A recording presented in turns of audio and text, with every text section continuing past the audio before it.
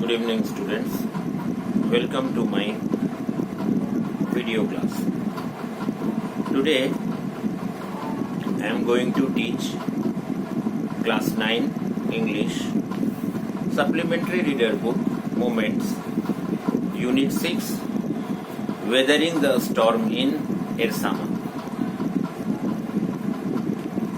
Now this story has been written by Harsh Mandir, who was a civil servant, a social service doing man, and also a freelance journalist. He has written many articles in various newspapers and magazines. This story, Weathering the Storm in Ersama, is based on a true life event. It describes the super cyclone of 1999 which hit Odisha on 27th October 1999. The author has created a character, Prashant. Through his eyes, he has shown the devastation of the cyclone and the fight for survival, and also the positive story of revival of life against the natural calamity. The cyclone that hit Odisha in October 1999 killed thousands of people and devastated hundreds of villages for two dreadful nights.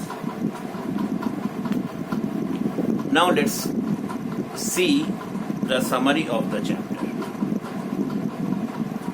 The incident starts with Prashant's experience of the cyclone. On 27 October 1999, Prashant went to his friend's house 18 kilometers away from his village home in Ersama. Ersama is a block level small town in Odisha coast, and that evening a dark cloud covered the sky, and within a short time it started a devastating cyclone. Wind speed reached such a height that was first time experienced by Prashant. Along with the cyclonic wind, in menacing storm, a great rain, incessant rain started to pour, and the darkness of the evening was made more dangerous by the storm and the rain. Large trees were uprooted and fell on the earth. All the village houses were destroyed and many people were swiftly washed away. Prashant and his friend's family were saved because they lived in a newly constructed concrete house. There was a neck-deep water in the house, but it remained intact, and the occupants of the house ran away to the roof to save themselves. The surge of the ocean and destruction by the wind and rain continued for 36 hours. Though wind speed had come down a little, but there was no relief as rain continued and the sea water that had come inundated the all around area.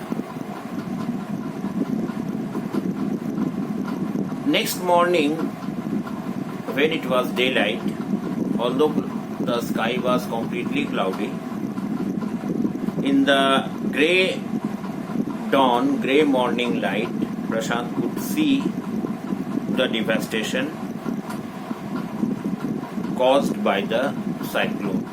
Everywhere there was surging, swirling water, and nearly all the trees had been uprooted.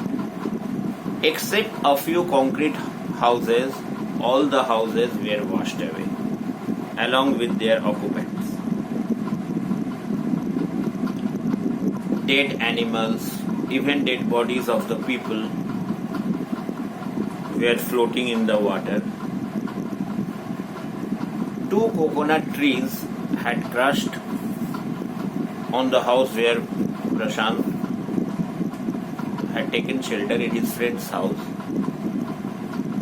But it was a boon for the occupants because they were saved as they ate the coconut and drank its water for several days to come.